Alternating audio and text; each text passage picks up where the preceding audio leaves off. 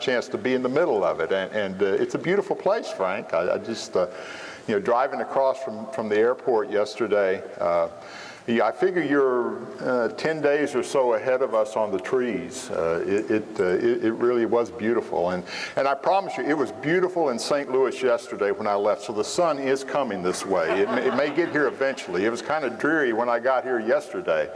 I kept thinking, well, the plane is never going to hit the ground. We just kept coming down through that stuff, but eventually broke through.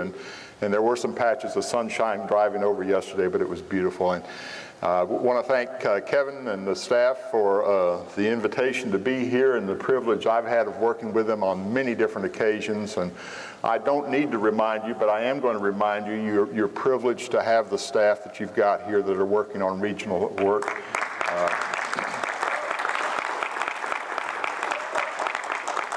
These are folks that I've worked with on many occasions over the years, and we've had them in our region and been with them on committees and all kinds of things, and just want to reassure you that they care about you and your churches, and we want to make it work. We really do want to make it work, and you've got some of the best here. It's a good job that they're doing. I would also be remiss if I didn't bring you greetings on behalf of the American Baptist Churches of the Great Rivers region. I do have to do my sales spiel, you know that. We're churches found from Rockford down to Cairo, Illinois. Yes, it is Cairo, not Cairo or Cairo. And from Danville, Illinois over to Kansas City, Missouri. Churches of all sizes, shapes, and colors. Found in all kinds of places, some in the middle of bona fide metropolitan areas, some in smaller neighborhoods of those places, some in perimeter places, some in small towns and villages, and some, quite frankly, in the middle of cornfields. You can see nothing from the front stoop of the church except corn. I know that. I've been there. Most of us worship in English, but we've got about a half dozen that are worshiping in Spanish. One in Portuguese, one in Korean, and most recently about a half dozen that are worshiping in the native tribal languages of Burma, as the spiritual children of the Judsons have come to the United States to escape the political persecution that they've been experiencing there. We have the same joys that you've got and many of the same problems that you've got, and so we are kindred spirits in the ministry that we've been called to, and it is my privilege to be here today and talk with you about some of that. Well, good, we are good. I was asked to talk about smaller churches for this session, and want to point out as we begin that there really are three objective, measurable factors that come into the life of congregations, and these are the context or the setting, the life cycle that the church is in. You know about that, whether it's young, old, declining, that kind of thing, and size. And size is what I'm going to be talking about, and size is the one that everybody gets up in arms about. Every time you start talking about it, they think you're thinking about something else.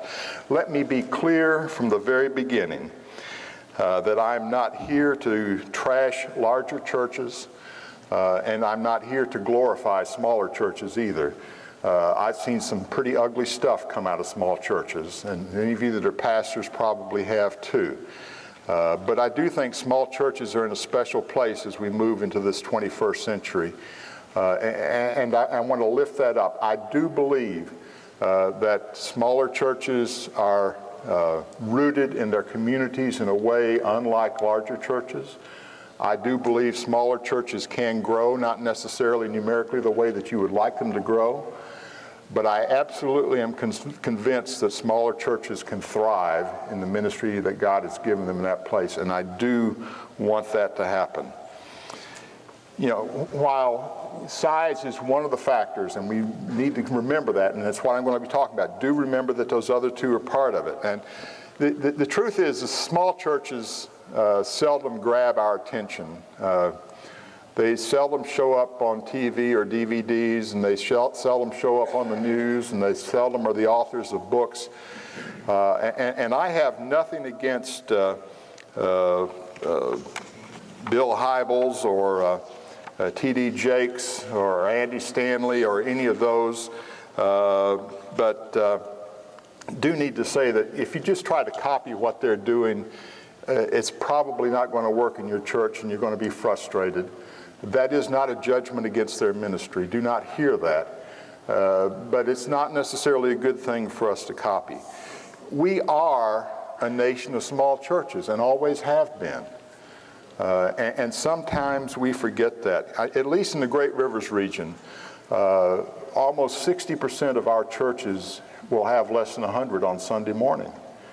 And my sense is that that's true across ABC. It's true across all denominations.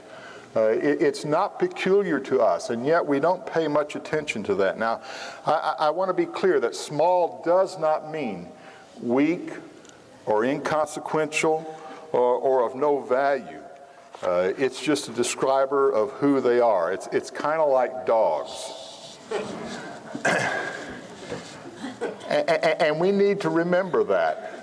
A Chihuahua is not a small Great Dane, nor is a Great Dane a big Chihuahua. They may be genetically 99.99% the same, but they're different. Their eating habits are different. Their behaviors are different. Their dispositions are different.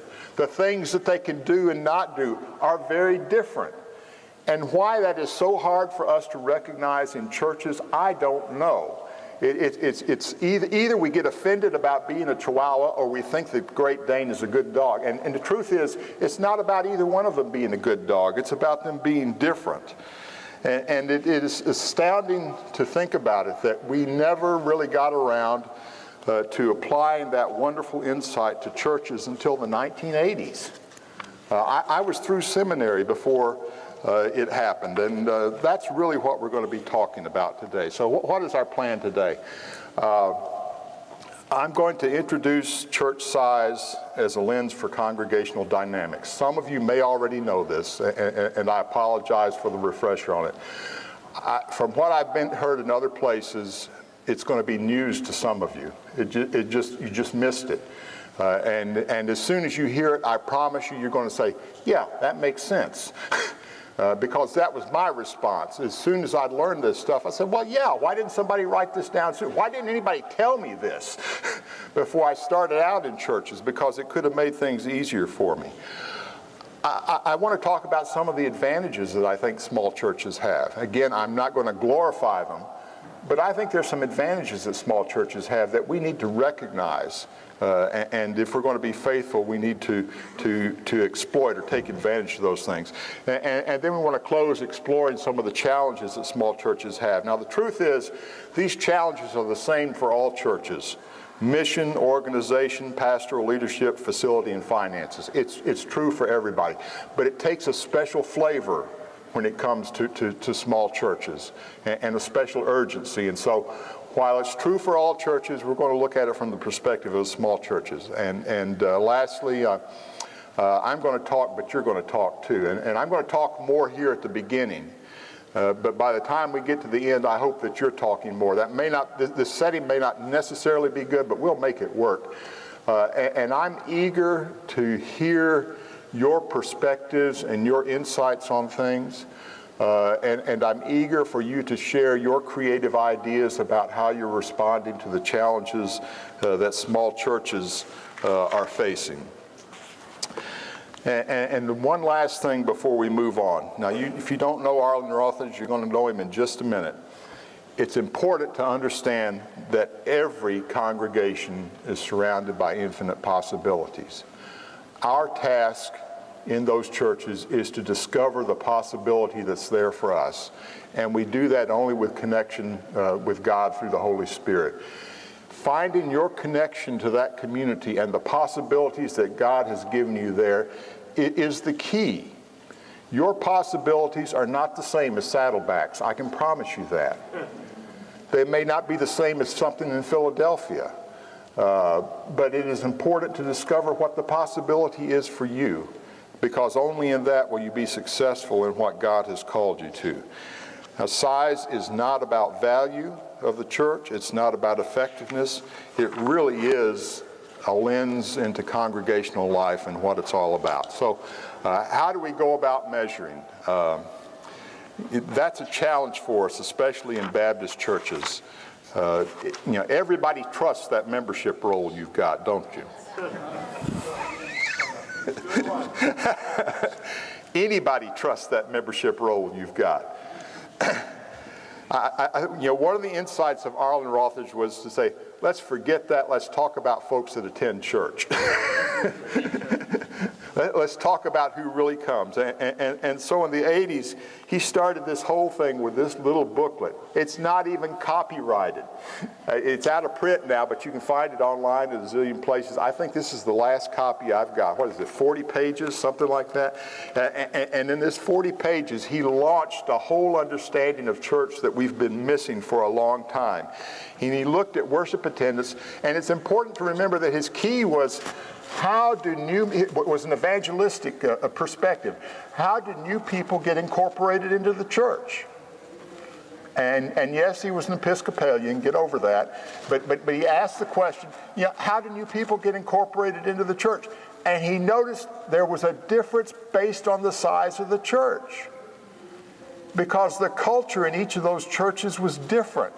And the way new members got incorporated in a smaller church was different than the way they got incorporated in a larger church. And he looked at that closer, and finally he settled down on these 4 categories. Churches with worship attendance less than 50, he called a family church, and those with worship attendance between 50 and 150, he called a pastoral church, and so forth and so on. You can read all that. There's baggage in all the names. And you reacted to those. I can promise you reacted to that. Every time we talk about this, somebody wants something different than something that's on here because it doesn't fit them. Because the program church says, what do you mean we're not family? And the pastoral church says, what do you mean we don't do programs? And the corporate folks really get angry and frustrated about being called corporate. What do you mean, we're not spiritual? The truth is you can't win on any of these labels. I'm not going to go into that, but just take that for what it's worth. And remember that these are shorthands for us to keep track of that. Well, Lyle Schaller, more of us know Lyle Schaller than we do Rothage. He picked up on this, and he tried to come up with a different set of categories and also added them, as only Lyle can. And he mixed metaphors all across here, which doesn't work for us, does it? So you're moving from a cat to a mansion. How in the world does that work? But he was trying to get away from the baggage that was on these other things. And he also recognized at that point in history that, we've got some really big churches emerging right now, and churches with over 1,000, lots of them. And so he added that category to that. And then more recently, Burt and Roper just gave up on that, and they broke it down into small churches, large churches, and mega churches. And they really split out that pastoral church right about the middle to call those small churches. And that really is the group that I'll be talking about most of today. We came at it from a different perspective. We settled on that number from a very pragmatic thing. For a long time, in talking with churches, as you're helping them with pastoral search process, we talked about the financial strains, financial realities, given what individuals typically give in support of their church. It takes a church of about 75 to have a full-time pastor, maintain a building, and do some kind of adequate mission. And now that was 20 years ago. I think the number is closer to 100 and 120 right now. But that was the way and isn't it interesting that it came out about the same places where they labeled that small church place. I don't think that's just coincidence. Maybe we can get a chance to talk a little bit about that. And I think that financial reality is still there, but it's also masked. We've got lots of churches that have underfunded pastors that don't even realize it, and the pastors don't realize it. Why? They've got a working spouse. Yes, that's right. I had one. I have one. I would not have been able to serve my first church if my wife had not worked. It's that simple. The church didn't realize it. And it wasn't about having extras and nice things. It was about putting food on the table. It was about putting a daughter through school.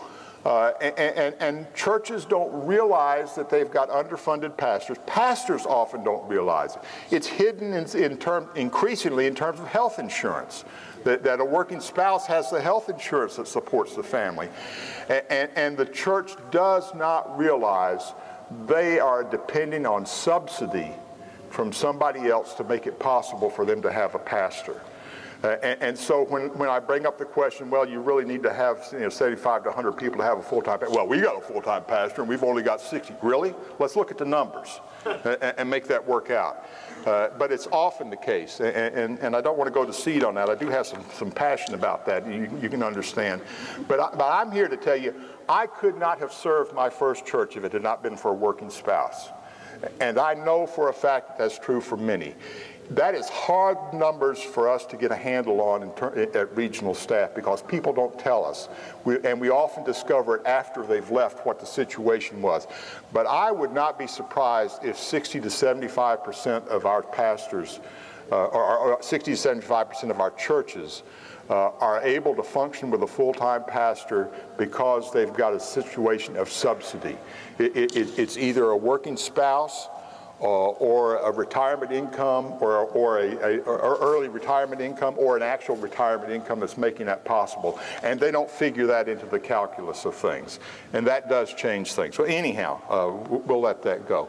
So anyhow, we talk about, I'm going to stick with the four categories that Rothage has and really focus on the pastoral and family churches. Other things that he noticed or have been noticed by others as we worked across here. We talk about pastoral and family churches, that group that we've described as small churches, as being single-cell churches. Well, that's probably an overstatement. I don't know if there's really such a thing as a single-cell church, but they function like single-cell churches. There's only 1, 2, 3, maybe 4 families in there that extended families, not just a small group, that really do keep that thing going. That's kind of masked in the pastoral size churches that you get up to about 100 or so. It's kind of masked, but it's there too. That's contrasted with the multi-cell churches, which you've got lots of different groups going on at all kinds of time. But another thing on here is the way the group is centered, or the congregation is centered. They found that, interestingly, that the family church and the program church are group-centered. They have a group identity about them.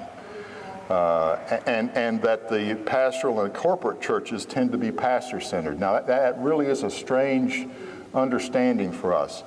And what that means is that for group churches, for small churches, for family churches that are group-centered, the pastor is almost optional.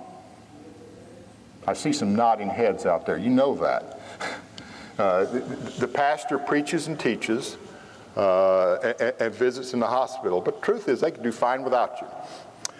And they don't mind telling you that, do they?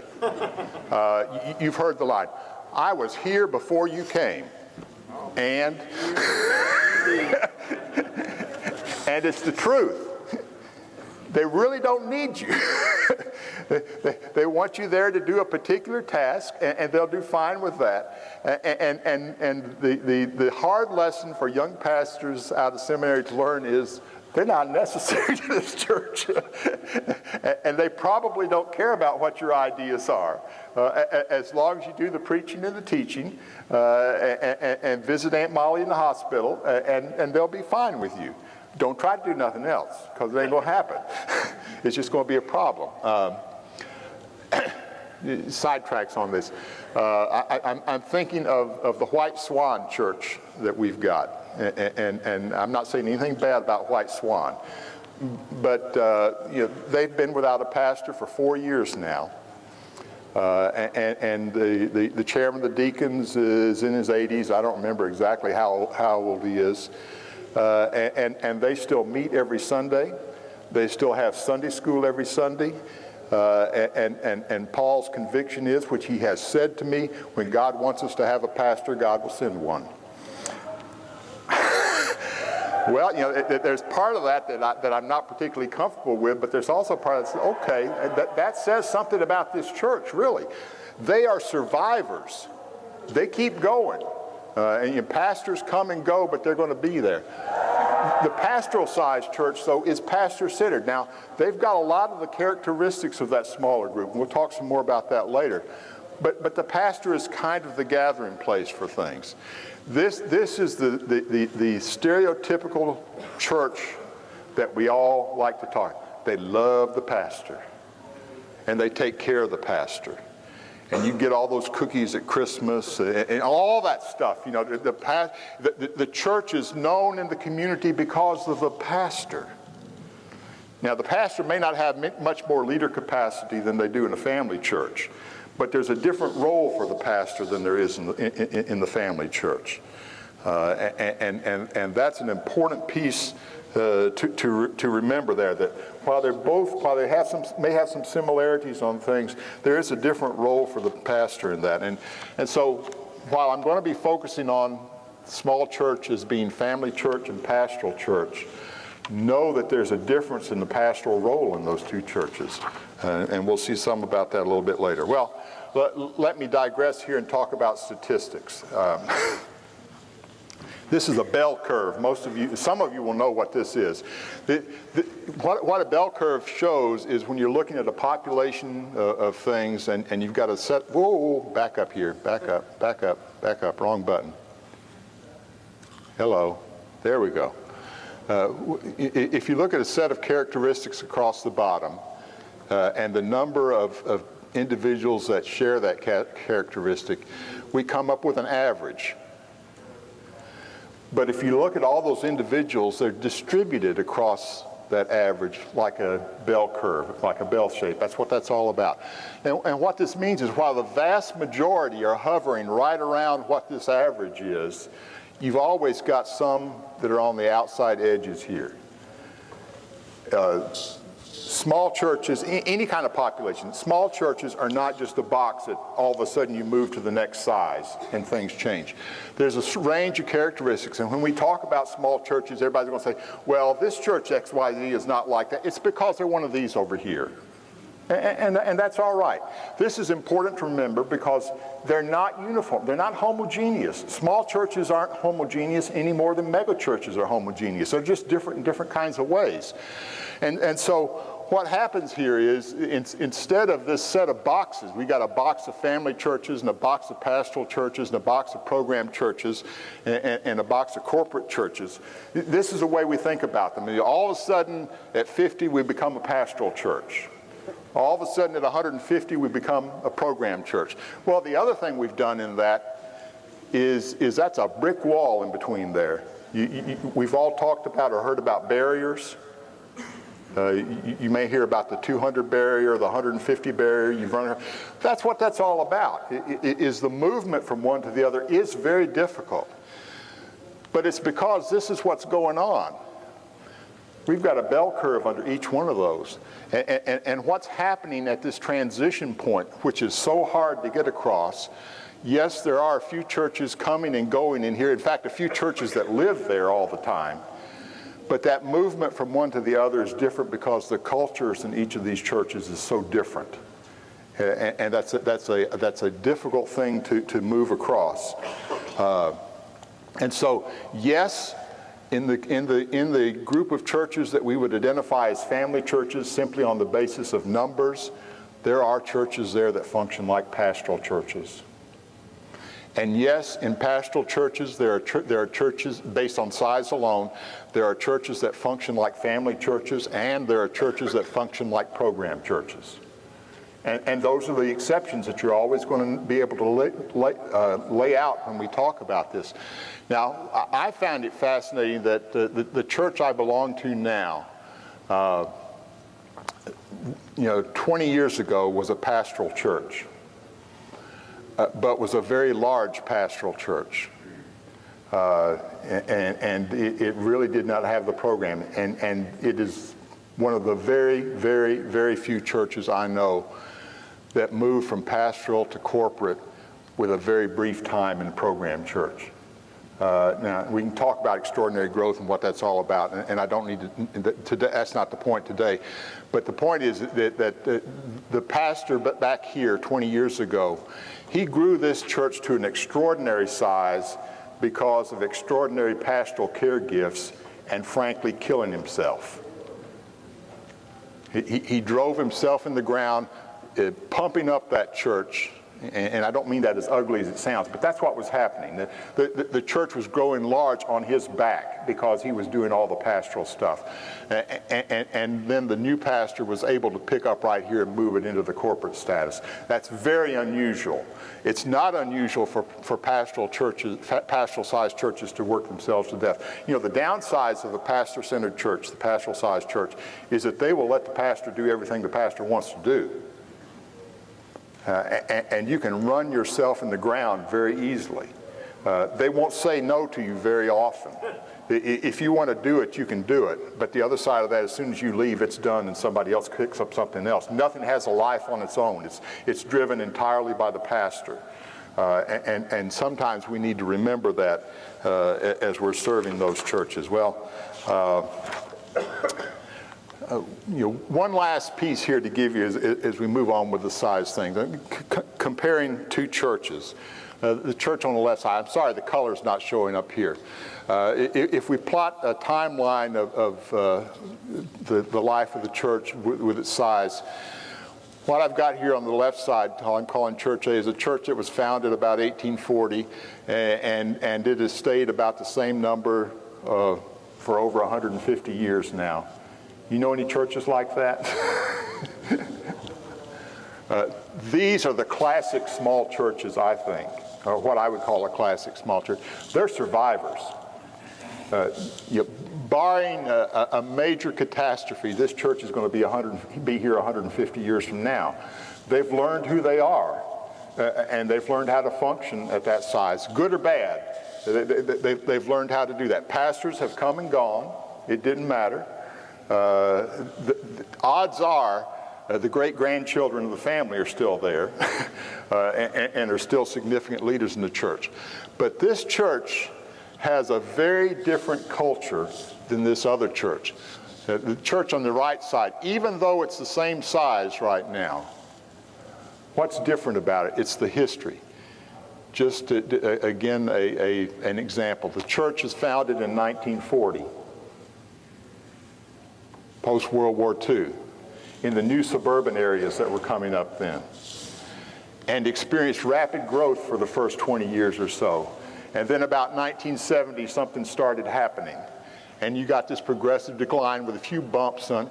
And so now, while they're the same size as this church on the left, and categorically we might characterize them as both pastoral churches or both family churches, depending on what the history on this church makes it a very different church. It probably has building that is underused and it can't afford right now. At its heyday, it probably had a full-time pastor and a full-time youth minister. It programmed itself with all the classic programs that every denomination said it ought to have. And its organization reflects that. And so right now, back up, there we go. Right now, while they're the same size here, the difference is they're saddled with a building facility that they can't handle. They are so grotesquely over-organized that it exhausts everybody. They're still trying to run those 6 different programs that they had going back here at the payday.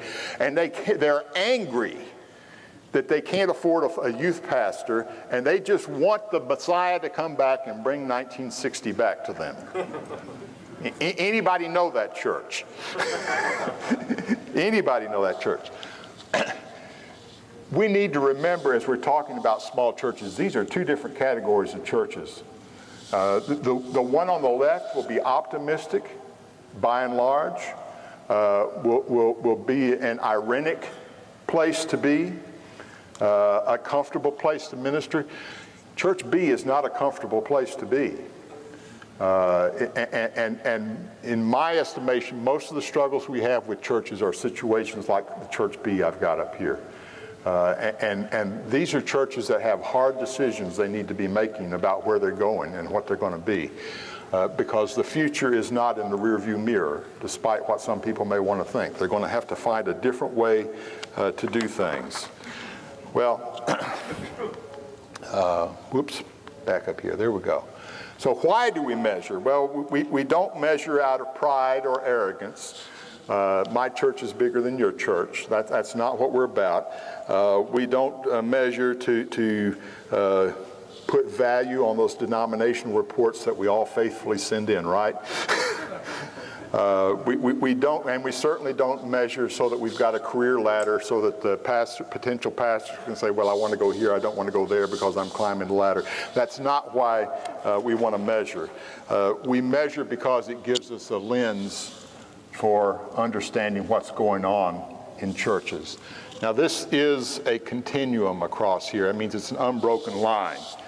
But there are differences of coordination, communication, planning, leadership, and the way decisions are made in these two sets in churches as you move across this spectrum of size. The smaller the church is, typically, the more informal they will be. There are always exceptions. Remember those outliers that we talked about. The more spontaneous they're going. Planning, you got to be kidding. You just do it. They're very relational, and they're built around families. 1, 2, maybe 3 families. As you move across that spectrum to the larger churches, they become much more formal. And I don't mean formal in the sense of worship, but formal in the way things get done. You've got to have a structure and a plan and action in the church and all that kind of stuff. They become more deliberate about things. Being spontaneous in a larger church is really hard to do. There's something wrong when you have to work to be spontaneous, but that's the truth of it. They depend on positions in terms of leadership within the church. Were you elected to this? Over here, they really don't care about that. They want whose family are you from? And they are more concerned about the larger community of the church than they are about the family relationships. Now, it is a continuum. You remember those bell curves that we talked about. You've always got those outliers on both sides there. But the trend there is pretty clear as you move across there. And most of us that were trained, all of us that were trained pre-1980 never got any of this. And I'm stunned by the number of pastors that come through seminaries since then that still haven't gotten it, and it's fairly new for them. The good ones learn it on their own, that there is a difference in the way you get things done between here. And again, remind you, this is not a matter of one being better than the other. They're different. That's all there is. They're different. Well, my first church was in a farming community of 600. We had a flashing red light at the cross zone, and the railroad was across the other side of that. And there was a gas station on one corner and the cafe on another corner. And the post office was in the converted building a little bit down the road, and a little bit of a grocery store. And a mile down the road, back on the main road, was the farm co-op, and that was it. The parsonage was next door to the church, shared the parking lot with the church. And one of the unwritten responsibilities I had there, as some of you may identify with, was to turn off the lights and to check the thermostats and make sure the doors were locked. And that first winter I was there, got up one morning and saw steam billowing out the back of the church. Went over to check it out, and I could not even get in. The boiler, didn't know, has the boiler blown? Was the safety valve? What's the deal here? And finally came to the conclusion, well, I can shut off the gas at the meter out here, at least begin to cool things down. Got the boiler shut down, and called the chairman of the trustees. Who else am I going to call? Ralph Moore. Now, Ralph, you need to know, Ralph was over 60 at that point. Ralph was a farmer. Still lived on and farmed the land that was a land grant that his family had had from the very beginning. And Ralph's father had died when he was 16 years old, and from the time of 16 he had run that farm on his own. Now you know the kind of man I'm talking about. Ralph can do stuff. Ralph is used to being in charge. He had parlayed that 40 acres into close to 1,000 acres by the time I was there. Ralph was a force to be reckoned with on anything, and frankly was a natural one to be chairman of the trustees. He knew how to do stuff. And so before long, Ralph got there with one of his hired hands, and it had cooled down enough and cleared out enough for us to get into the church building and make our way to the boiler room. And I was standing back behind, and Ralph was puttering with things there to try to figure out what was going on, and the steam's dripping off the walls. You know how that is. And before long, Dean Brewer shows up in the doorway. Dean, you've got to know. Dean is in his 80s, and as a young man was an auto mechanic working the race car track circuit. He was even at Indianapolis 500 a few times. By the time I'd gotten there, long before I'd gotten there, he had retired as the building manager of one of the factories that no longer operated there in the nearby town. Dean was not an officer of the church, was not a trustee, was nothing. He walks in the door and he says, "Ralph, what's happening?" And Ralph gives him a brief synopsis of where things were and what they were doing. Dean thinks a minute and gives some instructions for Ralph to do. Ralph says, "Yes, sir."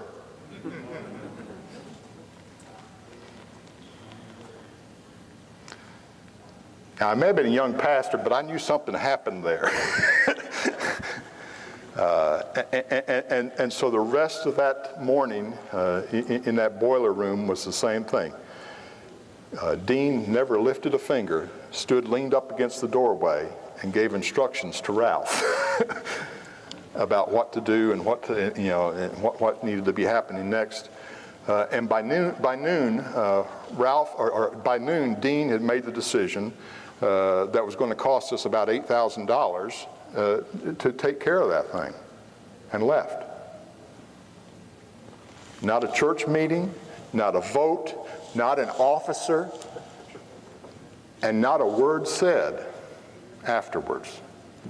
The only thing that was said about the incident was some of the old guys telling me I had my wits about me to turn off the gas. Other than that, I might as well have not even been there. But no committee plans or anything. That's the way leadership happens in these churches. It often does not matter who's been elected. There's somebody, either because of their family or because of experience umpteen years before you got there as pastor, that makes them the de facto leader in that church as far as getting things done.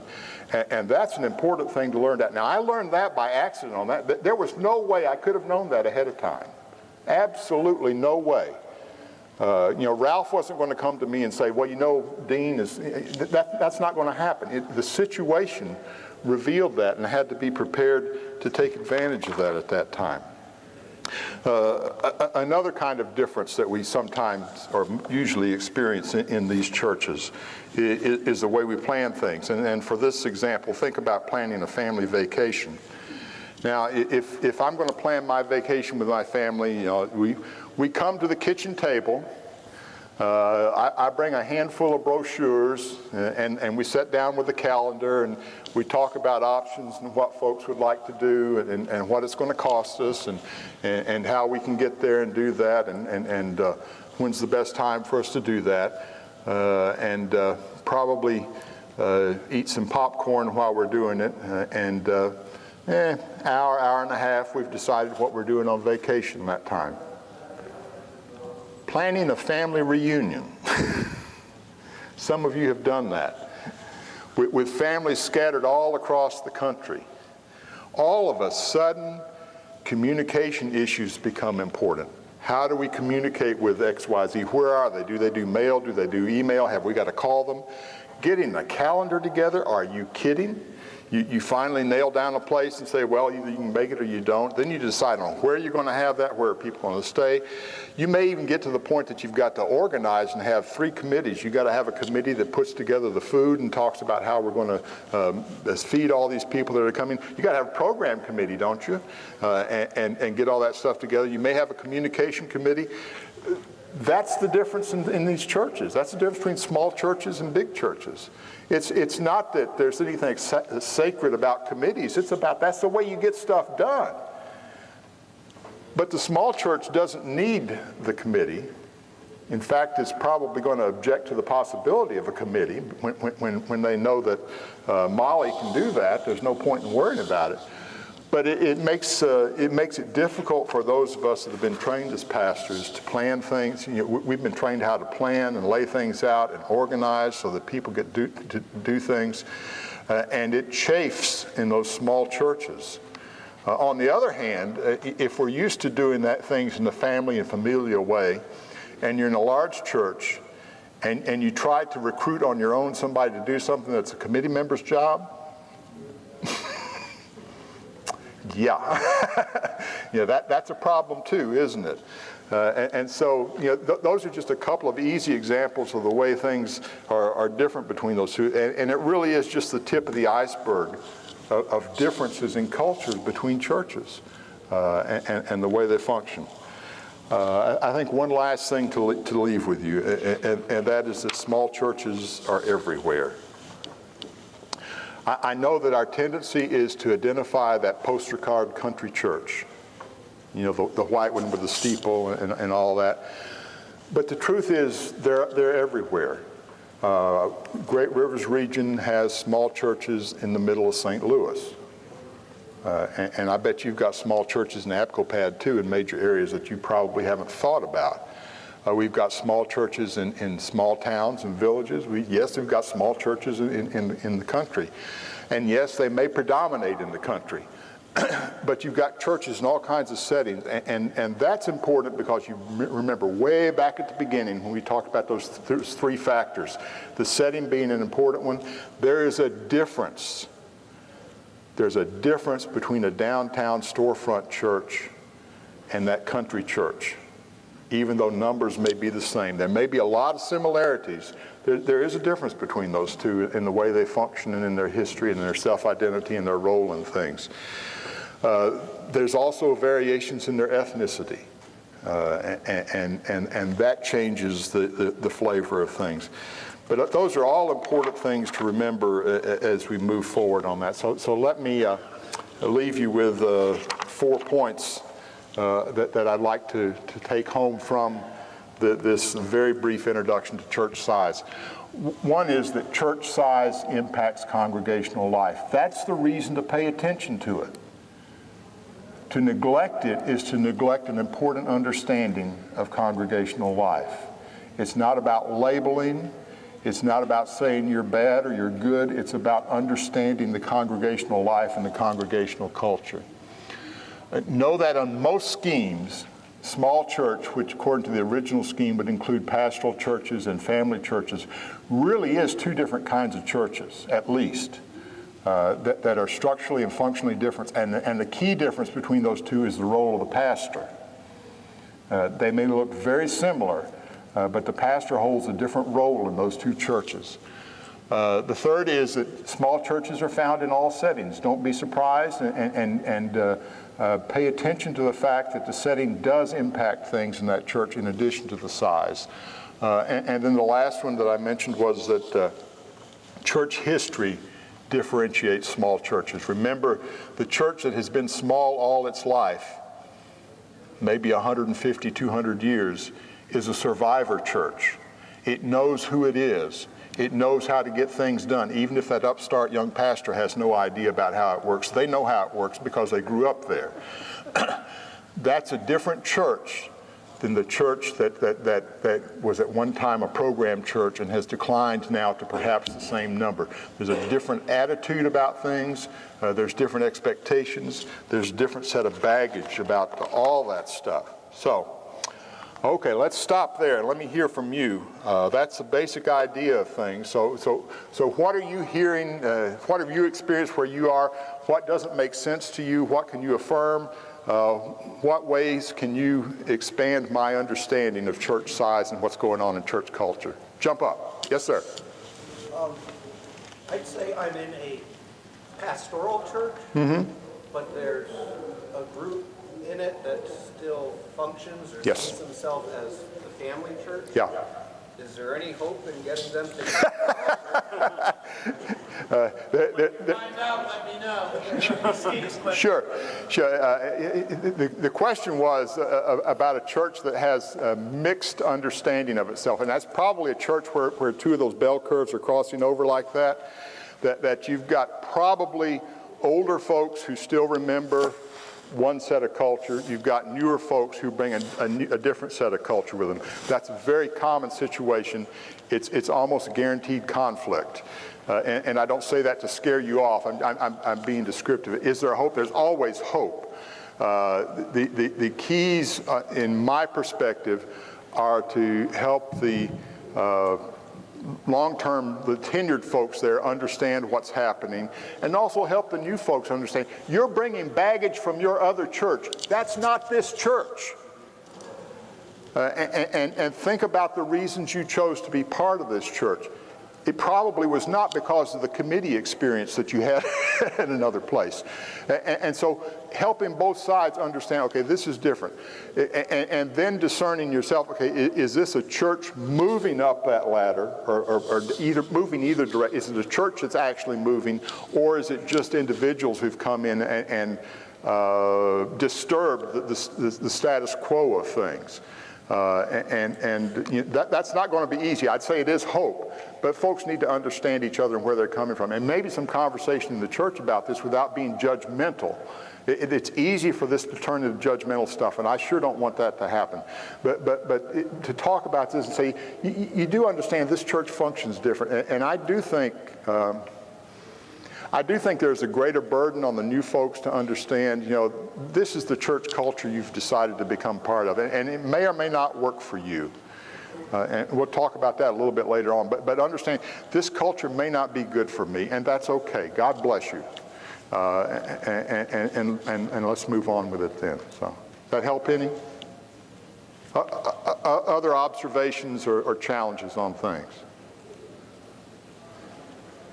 Speak up.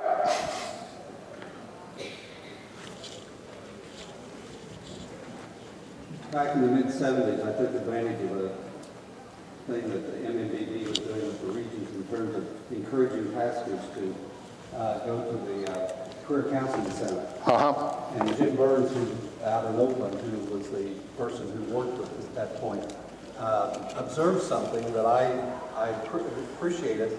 We hadn't had this experience that you just described with the different styles of churches. Yeah. He said to me, after all the testing was done, Fred, you're going to be happiest when you're in a church that you can come up with ideas and you have lay leadership that can carry it, which is the program church. That's exactly right. And he was absolutely right. Yeah. But it was interesting, and I don't know, I've not seen anything since then that correlates personality type. Yeah, I think there is. As it relates to the size of the church. Right. We will talk a little bit about leadership. Good to see you. How are you doing? I'm doing well. Great. I didn't expect to see you here. It's great. Yeah, the fit between pastor and church really is a key thing here, and we'll talk about it a little bit some more in the leadership section. But as persons who've been called to ministry, our experience in church has shaped us in ways that we don't understand and didn't notice, and we have discounted church culture, and sometimes it doesn't work. I had a very difficult time at my second church, not just because it was a bigger church. The truth is, that piece was easier for me. What was harder for me was that I'm dropping something here. Okay. What was harder for me was I understood that my second church is a blue-collar church. And while my family were not farmers, I grew up in an agricultural culture. And that's where my head is on things. Now, some of you know there's a difference between agricultural blue-collar and factory blue-collar. And I was there 4 years before I finally figured that out. My church was a line-working factory church. It was different from independent businessman farmers. They think differently about things. It's not a matter of right or wrong. It's different. And I did not fit well there. I stayed a long time. Probably, some of them would say longer than I needed to stay. But it is key. And I and my family paid a price for that because I was determined to be faithful about it. But yeah, I think it really is an important piece, Fred. Thank you for sharing that.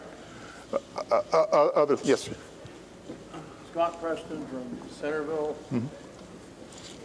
Scott Preston from Centerville Baptist Church. And our family is the 5th generation on our dairy farm. Uh-huh. So I'm following you. You know Ralph, right?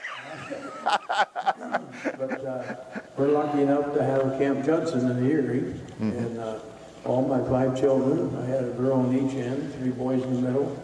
They're all 26 months apart. Yeah. One guy said, "Would you have a computer?" I said, "No, just good farm pedigrees." Yeah. But anyway, they've all been through the Baptist camp up there, which is great. Yeah. I cut firewood up there for them. I'm a dairy farmer and a woodcutter and a pulpwooder and all that. So when the trees around the church need cut down, they call for me. Yeah. The camp. I'm glad to do it. Yeah. And but I understand what you're saying. But one of the problems that I see, okay, I've been in BYF, I've been in the Lions Club, the Farm Bureau Directors, and Land Preservation, and Ag Security, and a lot of different, the Grange, 47 years. And,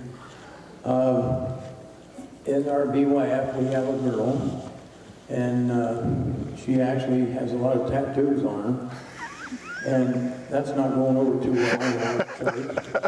And she wants to be the BYF president, or, what do you do about something? Oh, like gosh.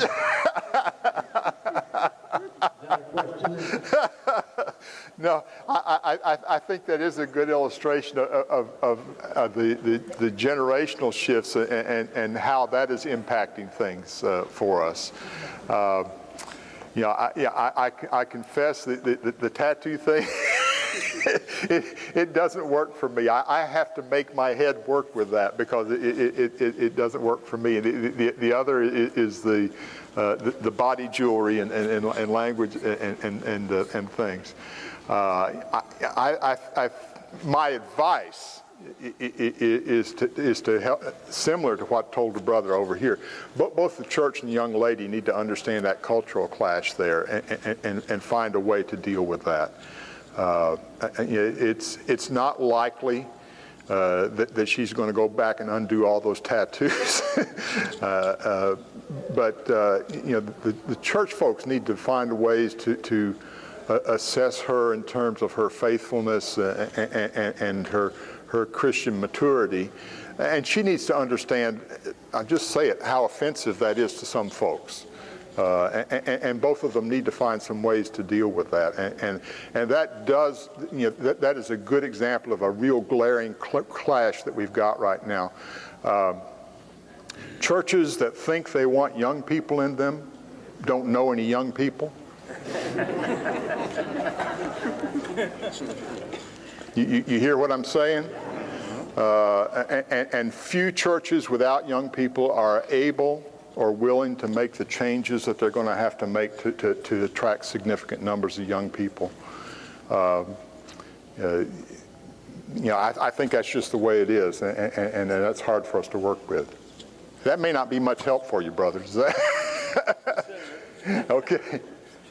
What else? Dwight, can you talk about the impact on the church, especially the smaller church, of the growing tendency for people not to join things, bowling alone. Yeah. Things. Yeah, the question was about this anti-membership thing that we've got in our culture now. You do understand that it's not just the church.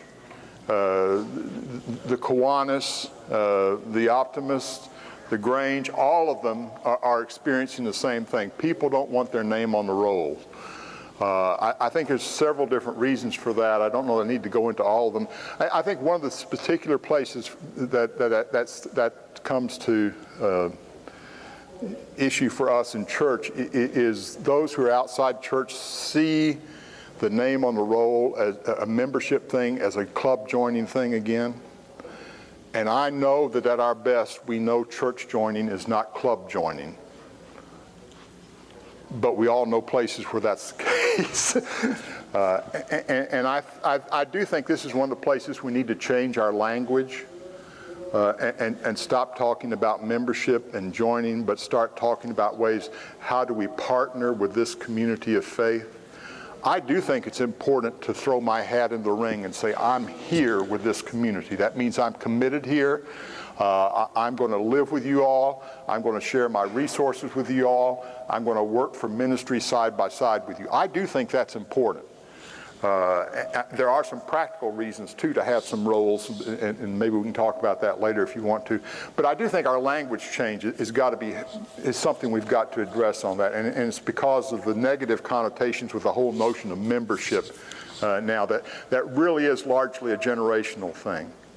And folks, they'll try to make it spiritual and say, well, Jesus didn't have roles. Well, Jesus knew who was with him. I think we need to know that. Yeah, go ahead. I use the term, I invite people to join the covenant community on Yeah.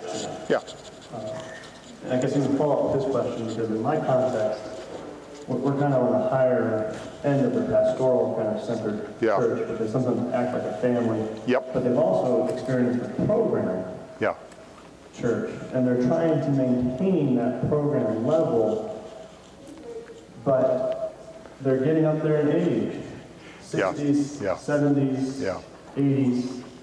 But at the same time, while we have a donut of like 45 to 60, we have 45 and younger. Yeah.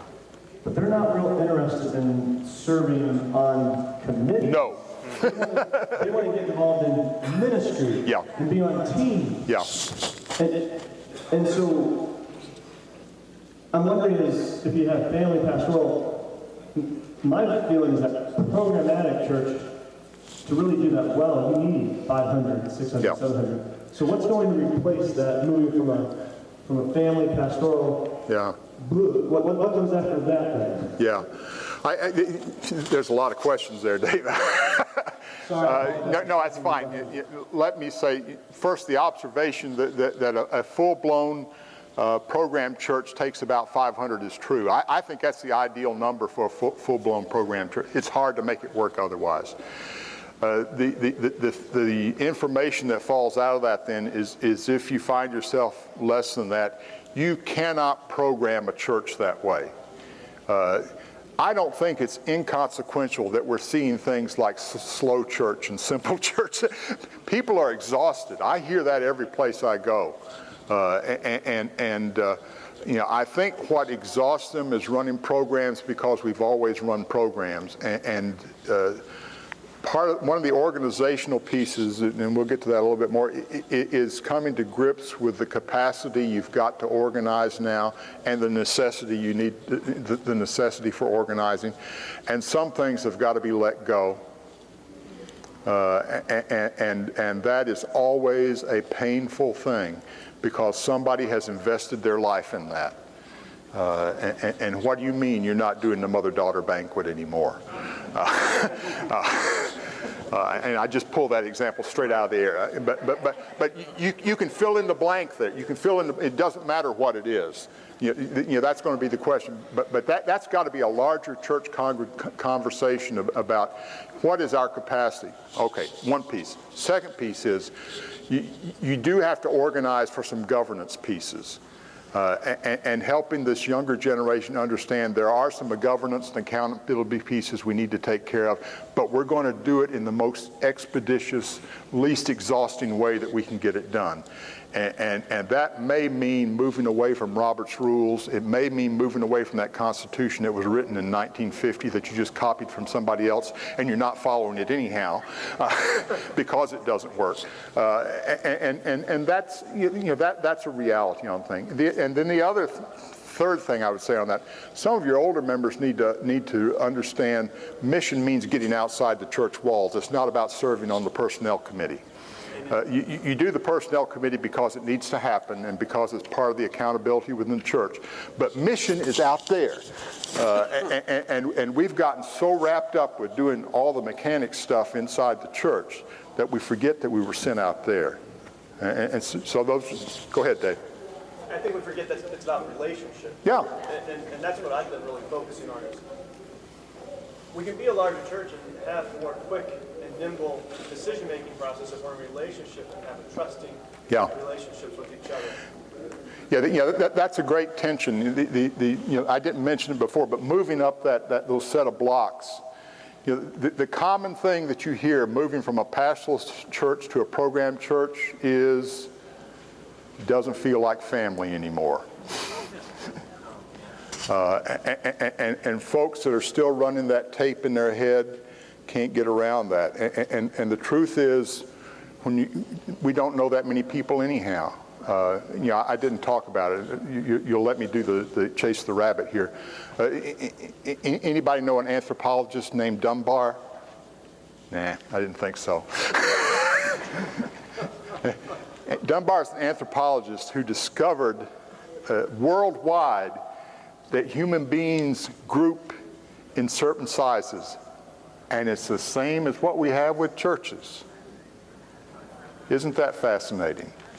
And the thing that he really nailed down on was that the capacity for our brain to make connections with people peaks out, yes, individual variations, but peaks out between 120 and 150.